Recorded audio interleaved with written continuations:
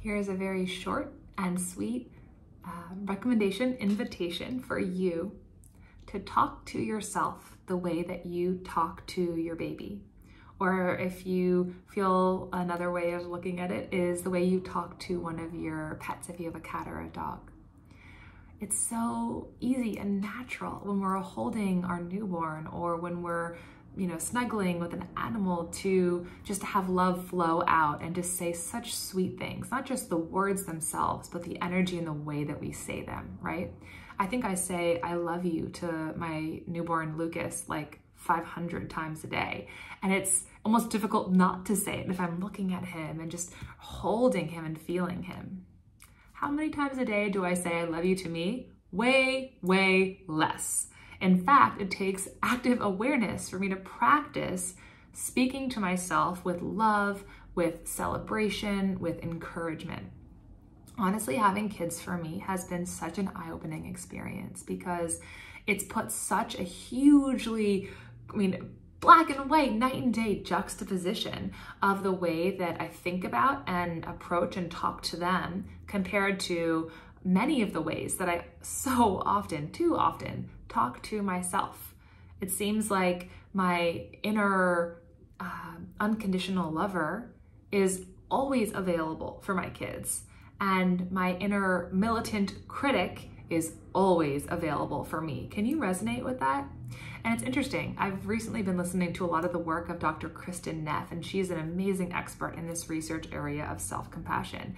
And what the data tells us is that although it might seem logical if we think, oh, if we're hard on ourselves, if we are pushing ourselves, we're gonna be more motivated to do more or to do something better, it's actually totally counter to that. So being hard on ourselves actually leads to decreased levels of motivation, decreased levels of efficiency in the long term. Being kind and gentle and celebratory of ourselves is what is a sustainable, and again, tracked, measured by the data confirming it, it's a sustainable way of improving efficiency, of improving the desire as well as the energy to do whatever we want or need to do. So my invitation for you is to consider that and to look at how you're talking to the people that you love most around you, and then to roll that up and offer that to yourself. A couple of things that come up for me as examples for this would be when you are trying something new, to celebrate the shit out of whatever you're doing and allow for the first time or first couple of times to even be pretty bad. Like, I think about as Lila was learning to first stand up and to crawl and then to walk. Every time she even attempted to get up, I was like, go girl, you got it. I was like so celebratory. And it wasn't like, she fell once, I'm like, oh, this kid's not gonna walk in this lifetime. It wasn't like when she would, fall down and start to cry, it's like, oh, brush it off. You should be able to do this by now. You're already 9 months old. No, that thought would never have occurred to me. Yet, when I find myself, for example, physical to physical, on a yoga mat, trying to do Bird of Paradise for the first time in my postpartum phase, and I'm wobbling around like a freaking newborn flamingo and falling every 2 minutes, it's so easy for me to be like, you should be able to do this by now, instead of saying, all right, like you got it for 1 second longer. That's amazing. Let's keep trying. Let's go again. Or so too with a new work challenge. I see the way that I support Lila when she's, for example, learning colors or numbers. I'm like, oh my God, you remembered triangles. Show me it to me again. Let's do it. So excited and like so in awe. And when I'm learning a new skill, like for the past year, I've been studying the methodology of birth story medicine. And if I'm in a session with a client and I forget a part that is kind of a part of the map of leading someone through that process, I have the opportunity to be like, don't worry, it's gonna get better over next time. You remembered so many other parts. That's awesome. And it's not about being like ridiculous or delusional. No, it's just about offering that love that's so easily flowing to other people back towards ourselves.